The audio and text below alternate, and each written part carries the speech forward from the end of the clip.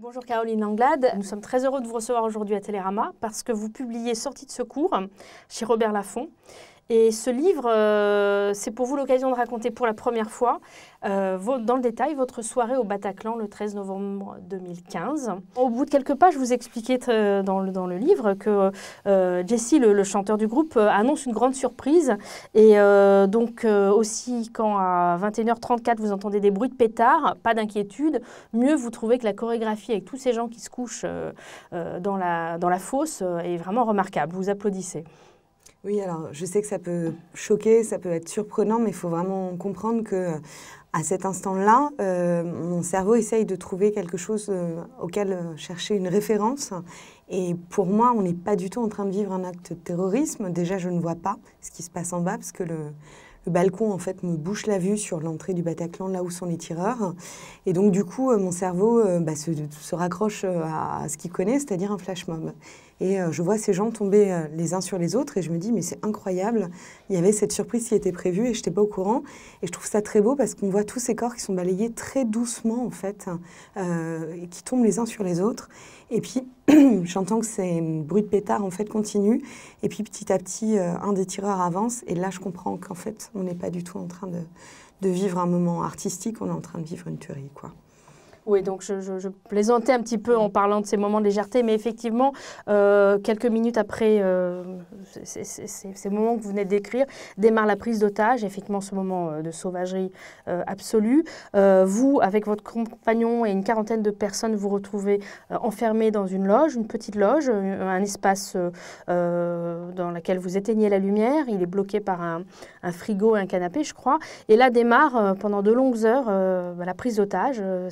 Et vous, c'est un moment durant lequel vous allez être en contact un petit peu avec l'extérieur grâce au téléphone, mais en même temps, vous écrivez « Nous sommes seuls au monde, nous allons mourir ». C'est le sentiment de la fin de votre vie. Il y a ce sentiment d'être à la fois, on sent que l'extérieur, il est là, que la vie dehors, elle continue, et en même temps, cette impression vraiment d'être prise au piège, quoi. On se sent vraiment comme des animaux traqués, c'est terrible comme sensation. On a une chance dans notre malheur, c'est qu'on est les voisins du dessous des otages physiques, en fait, que les terroristes ont pris avec eux. Donc on a cette porte qui nous protège, mais cette porte, elle est petite, c'est une petite porte en contreplaqué, et à plusieurs reprises, un des terroristes essaye de rentrer dans la loge. Et donc du coup, tout le long, en fait, que dure cette prise d'otage, on n'a aucune assurance sur le fait qu'on va pouvoir sortir ou non vivant. Il y a à un moment donné ce terroriste qui a ces mots horrible qui nous dit de toute façon, bande de chiens, vous ne sortirez pas vivant, on a des explosifs, on va tout faire péter. Et donc effectivement, là, on sait que l'issue, elle n'est pas aussi certaine en fait que ce qu'on voudrait bien espérer et s'imaginer. On sent dans vos pages que dès ces moments-là, vous avez parmi le groupe déjà un rôle. En tout cas, vous expliquez l'organisation des uns des autres, le fait qu'il faut se taire, qu'il faut éteindre la lumière, ne pas ouvrir la fenêtre, même s'il fait très très chaud. Mais déjà, j'ai l'impression en lisant ces pages qu'il se passe une espèce d'organisation qui va être un petit peu à l'image de ce qui va se passer après. Est-ce que c'est quelque chose que vous avez ressenti aussi? Oui, je pense que toute l'action qui a été faite après, que j'ai pu porter au sein de l'association, je pense qu'elle a démarré à ce moment-là. C'est-à-dire, moi, je suis née dans une famille dans laquelle j'ai deux parents qui travaillent dans le socio-culturel.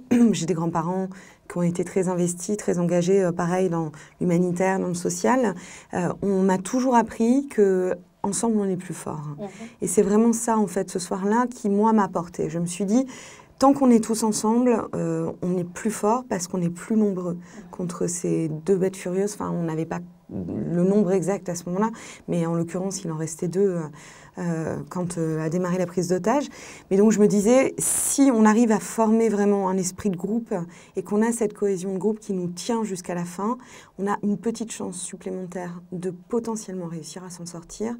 Pas par rapport à d'autres, juste par rapport à nous, ce qu'on a vécu dans cette salle-là, parce que on était tous ensemble et chacun devait prendre soin de son voisin.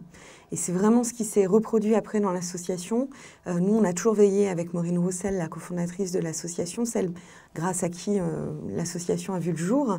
On a toujours veillé à faire perdurer en fait cette espèce de cohésion de groupe où on expliquait aux gens, d'accord, on n'est pas toujours d'accord sur les choses, on est tous différents, mais tu vas pas bien, mais ton voisin non plus, il va pas bien, un tel va pas bien, tu partages peut-être pas les mêmes idées, mais il y a ce vécu-là qui est partagé, et donc chacun va prendre soin les uns des autres.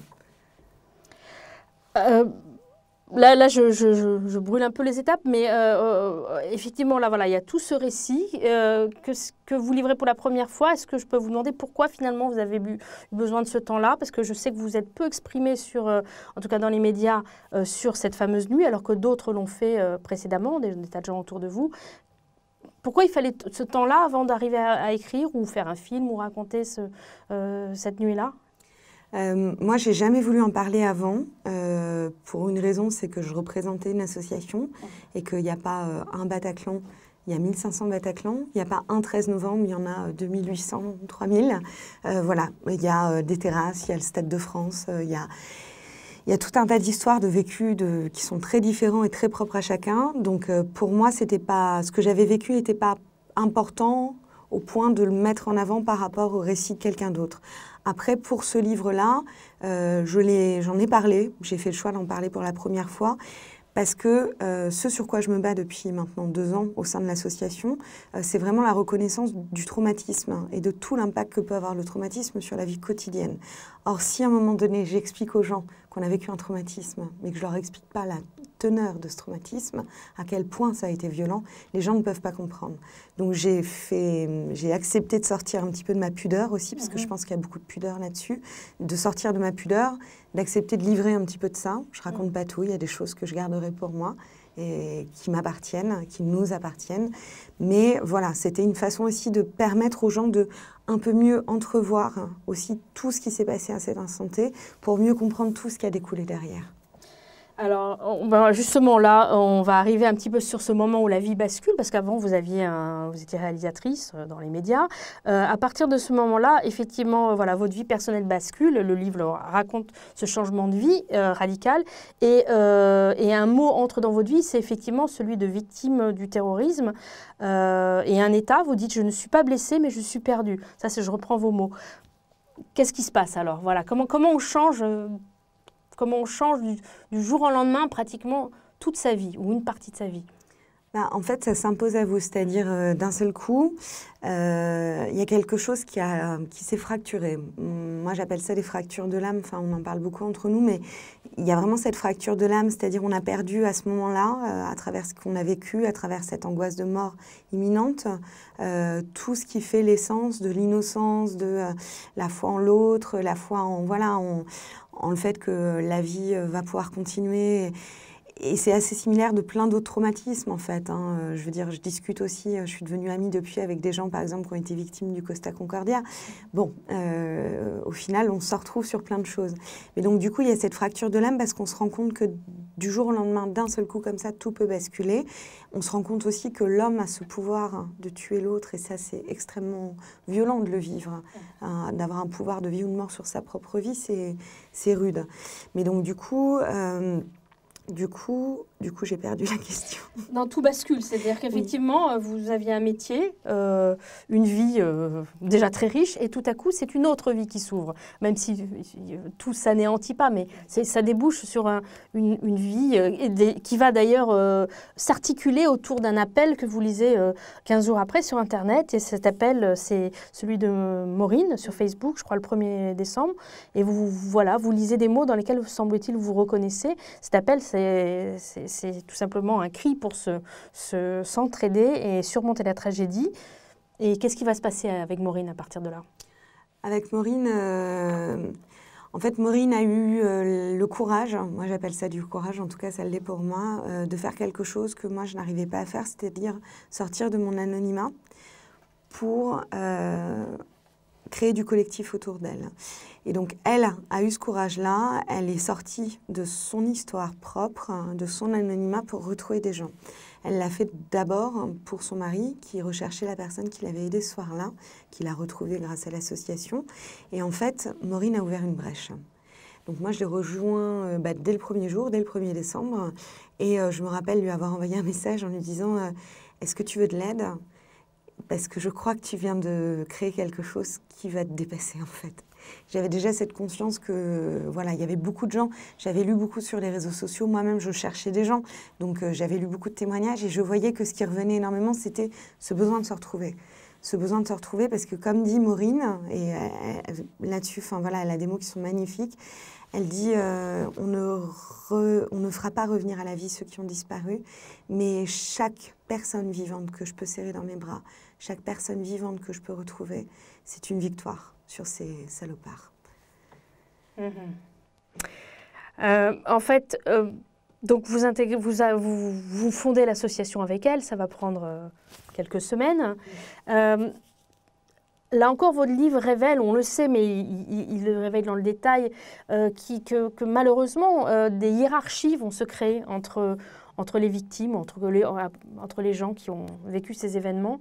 Il y a bien sûr les familles des 130 personnes qui sont mortes ce soir-là, cette nuit-là. Il y a ceux qui sont blessés physiquement, et puis il y a tous ceux qui sont détruits psychologiquement, mais ce sont des blessures invisibles qu'on voit moins. Et finalement, il y a un lot de victimes par ricochet, y compris, vous en parlez aussi dans le bouquin, les parents dans votre cas, mais les conjoints, les proches, les amis. Il y a plein de gens qui finalement, par ricochet, vont être très très impactés par tout ça. Cette hiérarchie, elle est est-ce qu'on peut, comment dire, elle est impérative? Est-ce qu'on peut faire autrement ou c'est de l'ordre des choses? Cette hiérarchie, déjà, je pense qu'elle est imposée pas par les victimes elles-mêmes en premier lieu, mais un peu de façon sociétale. C'est-à-dire, il n'y a rien de pire que la mort. Alors oui, c'est sûr, d'une certaine manière, quand on est mort, on est mort. Il n'y a pas de retour en arrière. Mais en même temps, et c'est ce qui est marqué en bas de mon livre, ce qui m'importe aujourd'hui, c'est réparer les vivants. Ceux qui souffrent, en fait, ceux dont il faut s'occuper à vie, ceux qu'il faut accompagner dans la durée, c'est tous ceux qui restent. Qu'ils aient perdu quelqu'un, qu'ils aient perdu un morceau d'eux-mêmes ou qu'ils aient perdu un morceau de leur vie au niveau psychique, c'est ça, en fait, qu'il faut accompagner. Pour moi, il n'y a pas de hiérarchie. On l'a vu et nous, on s'est vraiment attaché à ça au sein de l'association.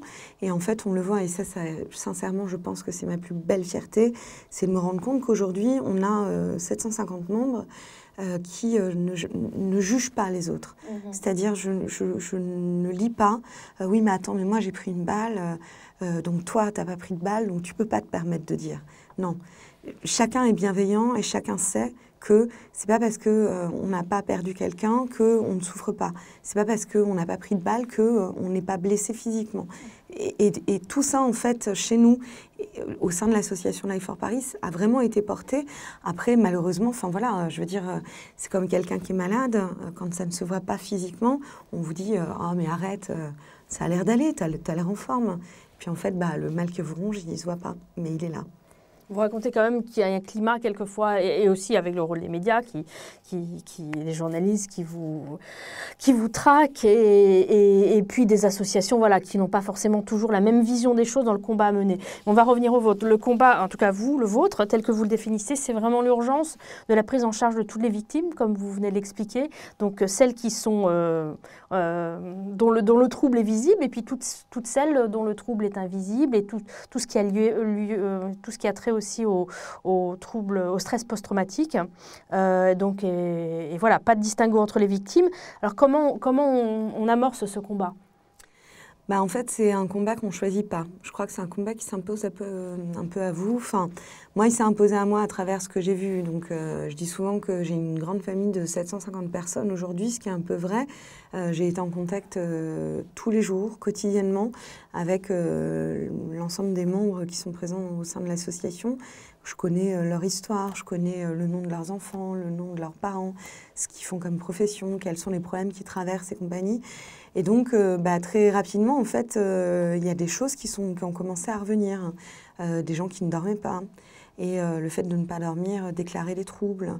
Des parents qui étaient complètement perdus et puis qui n'osaient pas, qui culpabilisaient parce que, oui, mais vous comprenez, moi, j'y étais pas, c'est mon enfant, il faut que je sois fort.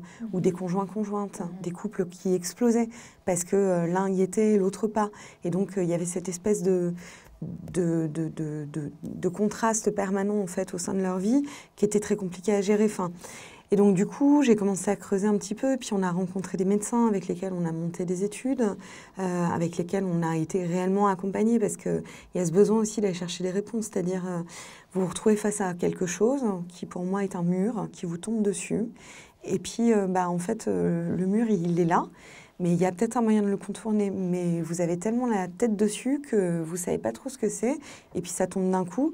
Mais en fait, tout le but d'être accompagné par des gens dont c'est le métier, par des professionnels, par d'anciennes victimes aussi, des personnes qui ont vécu ça il y a des années en arrière, ça permet de prendre un petit peu de recul et de voir qu'il y a des choses qui sont mises en place, qu'il y a des choses qu'on peut faire. Donc du coup, ce combat, il a démarré un peu comme ça. Il a démarré parce que j'ai des amis qui ont commencé à tomber malades à cause de ce problème.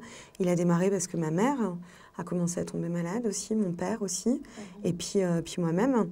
Et puis en fait, j'ai commencé à avoir l'onde de choc qui avait été le 13 novembre dans nos vies. Et par nos vies, j'entends pas que la mienne est celle de ma famille, j'entends celle de ma famille au sens large, celle de tous les gens que j'aime au sein de cet asso.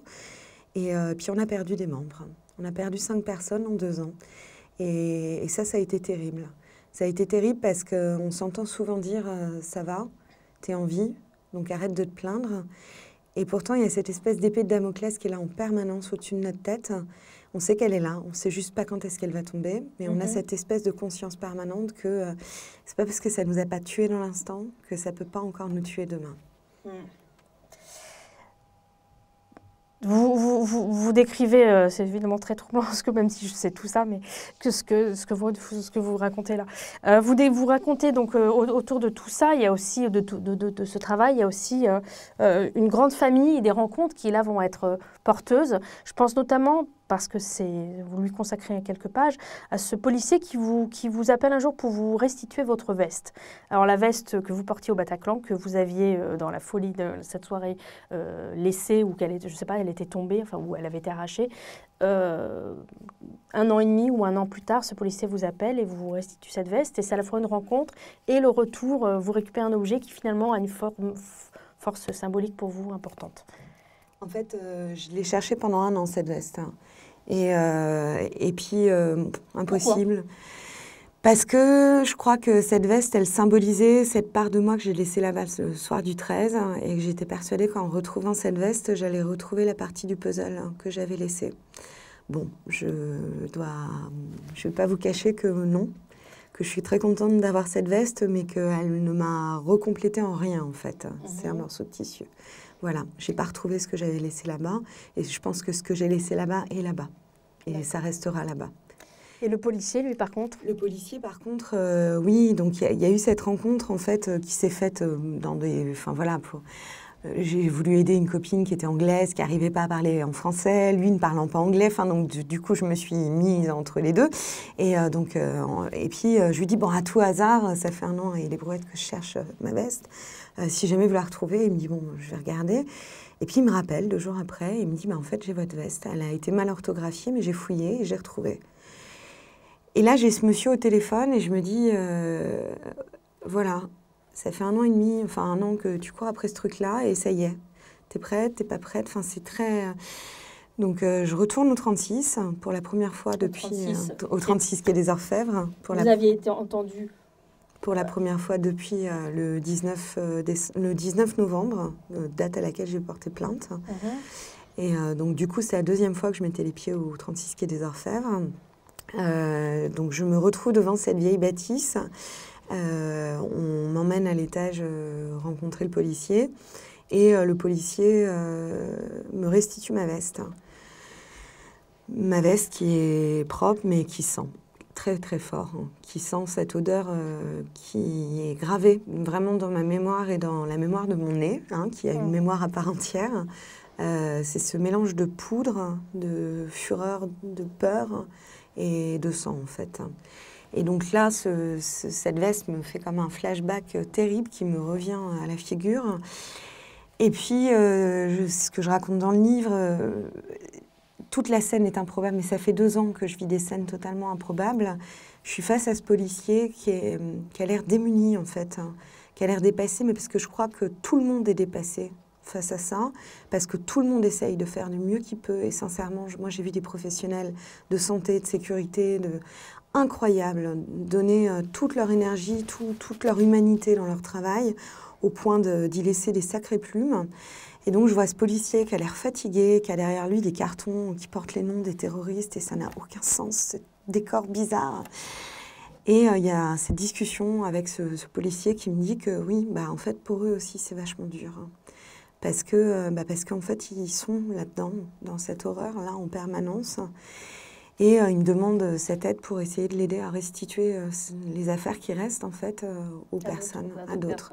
Et quand je vois l'importance qu'a été pour moi de retrouver cette veste, je ne peux pas lui répondre non. Donc je repars sous le bras avec ma petite clé USB, avec plus de 1500 vêtements à faire, divers et variés. Et puis j'épluche le premier soir, le deuxième soir, le fichier. Je fais le lien avec les histoires qui m'ont été racontées par les copains. Je reconnais une fille qui malheureusement est décédée au Bataclan sur une photo où il n'y a pas de nom. Donc j'appelle ses parents, enfin voilà. Et puis je me sens pas capable. Et là, c'est le mari de Maureen qui a repris le relais, qui a fait un boulot phénoménal et qui a permis à énormément de gens de pouvoir retrouver leurs affaires. Et ça a été super. Et c'est ça, cette association, en fait, qui est fabuleux, qui a été fabuleux, en tout cas, pendant vraiment 2 ans. C'est que on a tous aussi fait du mieux qu'on pouvait avec ce qu'on avait, quoi. Et moi, j'ai vu des gens formidables. Maureen a été formidable, son mari a été formidable. Enfin, voilà. Chacun mettait sa petite pierre à l'édifice, une toute petite, une un peu plus grosse. Et c'est tout ça qui a permis de reconstruire des choses tous ensemble. On va revenir sur évidemment le travail de l'association et des avancées concrètes que vous avez auxquelles vous avez pu aboutir. Mais juste avant ça, il y a cette question des usurpateurs, de ces fausses victimes qui prétendent à l'indemnisation du fonds de garantie. C'est très étonnant, c'est-à-dire que dans cette espèce de folie où tout le monde... où certains se revendiquent plus victimes que d'autres, il y a des gens qui ne sont absolument pas liés aux événements, qui eux aussi interviennent et troublent encore plus le jeu. Donc vous racontez que vous avez eu affaire, rien que pour l'association, à 5 personnes qui ont prétendu être là où ils n'avaient jamais été et qui vous ont finalement pris une belle énergie aussi. Oui. Alors heureusement, on est dans un pays où la justice fait son travail. Il y a une des personnes qui est en cours de jugement. Voilà, ça a été très compliqué. Ça ne serait que pour un appât du gain. Je crois que je pourrais encore l'entendre. Parce que voilà, il y a des gens qui ont besoin de fric, parce que là où moi ça me dépasse, c'est quand ça en vient à manipuler des gens qui sont déjà dans une souffrance extrême, qui sont dans une fracture totale d'eux-mêmes, et que ces gens-là viennent appuyer là où ça fait mal, viennent se nourrir, se repaître de cette souffrance-là. Ça, pour moi, ça n'a aucun sens. Ça dépasse l'entendement, en fait. Ces personnes-là, pour moi, sont extrêmement dangereuses, déjà, sont toxiques. Après, c'est ce que je dis dans mon livre. J'en ai discuté avec, à l'époque avec un ami qui est historien qui s'appelle Denis Péchanski. Et Denis m'a dit que, enfin voilà, de tout temps, ça a toujours existé. Déjà à l'époque de la Shoah, il y a eu des personnes qui se sont fait passer pour des gens qui avaient été déportés, et ce n'était pas le cas. Donc je ne sais pas d'où sort cet attrait. Enfin voilà, moi j'ai analysé ça par rapport juste à l'axe des médias, parce qu'au lendemain du 13 novembre, il y a eu ce besoin à la fois médiatique et sociétal d'aller chercher du témoignage brut pour essayer de comprendre, d'apercevoir, et en même temps, les personnes qui avaient vécu le truc n'étaient pas en capacité de pouvoir le donner. On en a quelques-uns, on a vu, qui ont donné des témoignages et puis qu'on regrettait tout de suite, parce que tout de suite derrière, c'était la folie. Enfin, je veux dire, moi j'ai des copains qui se retrouvaient avec des armadas de journalistes en bas de chez eux qui faisaient le siège pendant des jours et des jours, enfin, de télé internationale. C'est pas possible, quoi. Et qu'on regrettait d'avoir témoigné dès le soir même. Donc les gens n'étaient pas prêts à témoigner tout de suite, mais vu que la temporalité des personnes qui avaient vécu l'événement et celle des personnes extérieures n'était pas la même, du coup, il y a eu cette brèche qui a été ouverte par les médias. On a tendu un micro, et les seules personnes qui pouvaient répondre à ce moment-là, c'était des gens qui ne l'avaient pas vécu et qui inventaient. et qui ont répondu du coup à des questions en répondant exactement ce que les médias et ce que la société attendait, avec du détail, et c'est terrible. Alors, on va revenir à l'action parce que finalement, le travail en tant que présidente de l'association Life for Paris a permis de grandes avancées, sachant qu'en plus, vous avez travaillé auprès des victimes du 13 novembre, mais aussi celles de Nice, celles de Bruxelles, en Tunisie, enfin un certain nombre de dates et d'événements tragiques. Concrètement, la création du secrétariat d'État aux victimes, en quoi a-t-il été utile? Alors déjà, je pense que ça a apaisé. Ça a apaisé énormément parce que c'était une réponse forte par rapport à un problème réel et à un problème de masse. Donc cette action qui a été faite par le président de la République à l'époque, donc François Hollande, pour moi a été une belle action. On a eu l'impression que voilà, il y avait eu un gros problème et que du coup les moyens étaient mis en place pour répondre à ce problème et dans la durée. Donc il y a eu ce secrétariat d'État qui a duré du coup un peu plus d'1 an, qui a permis un certain nombre d'avancées, qui a permis notamment à travers ce travail interministériel de pouvoir mieux mesurer en fait toute l'envergure du problème que pouvaient rencontrer les victimes, parce qu'il faut comprendre que quelqu'un qui a été victime d'un attentat, d'un acte de terrorisme, va dépendre de tout un tas de ministères. Le ministère des Affaires étrangères, si la personne est victime étrangère sur le territoire français ou française sur un territoire à l'étranger. Donc nous, c'était le cas. On a 15 nationalités différentes représentées au sein de notre association. On a 30 victimes étrangères. Donc ça, il a fallu nous trouver des réponses au début, traduire les textes à l'arrache avec le bon vouloir de chacun et tout et tout. Donc ça a permis ça. Et puis les victimes dépendent du ministère des Finances, du ministère de la Santé, du ministère des Familles, de l'Éducation nationale, du ministère du Logement.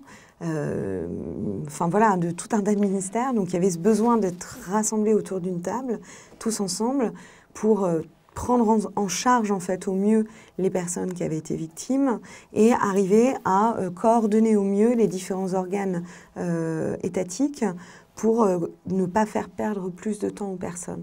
Parce qu'on est vraiment dans une urgence permanente en quelque sorte. Donc il y a l'urgence urgente de tout de suite après, et puis il y a cette urgence qui est là, parce que c'est ce que je vous disais, il y a des gens qui sont morts depuis. Il y a cette urgence permanente d'essayer de pallier au mieux à tous les problèmes que rencontrent les personnes qui ont été victimes. Mais donc, qui n'arrivent plus à travailler, qui doivent se soigner, qui doivent raconter à chaque fois leur histoire. Donc, notamment dans tout ce dispositif, vous êtes battu pour que le statut unique de victime du terrorisme permette en fait aux gens de simplifier leur démarche. Je ne sais pas si je résume bien. Oui, tout à fait. Moi, je sais que j'ai beaucoup défendu notamment la prise en charge. En fait, je ne suis pas pour la création de plusieurs statuts. Pour moi, il n'y a pas des victimes blessées physiquement, des victimes blessées psychiquement, des familles de victimes décédées. Pour moi, il y a des victimes, en fait. Parce que toutes ces personnes-là souffrent d'un traumatisme. Déjà, c'est ce qui est leur point commun. Et ensuite, dans ce qu'on appelle les blessés psychiques, en fait, on se rend compte que l'impact physique, il est réel. Déjà, sur l'imagerie neurologique, ça se voit, le trauma. Donc, c'est bien la preuve qu'il y a une vraie fracture cérébrale, quoi. Mais donc, du coup, je suis, et ça, je l'ai défendu pendant 2 ans, pour la création d'un statut unique et une prise en charge au global. C'est-à-dire les familles de victimes décédées, j'estime qu'on ne doit pas les prendre en charge que sur l'aspect psychologique. Il faut aussi les accompagner sur l'aspect physique, parce que ces personnes, le traumatisme, le deuil, quand on enterre un enfant, enfin, je ne suis pas parent, mais je pense qu'il n'y a rien de pire que d'enterrer son enfant, quel que soit son âge. C'est des gens qui deviennent plus fragiles au niveau de leur santé et qui peuvent développer des pathologies. Donc, toutes ces personnes-là doivent avoir accès aux mêmes droits.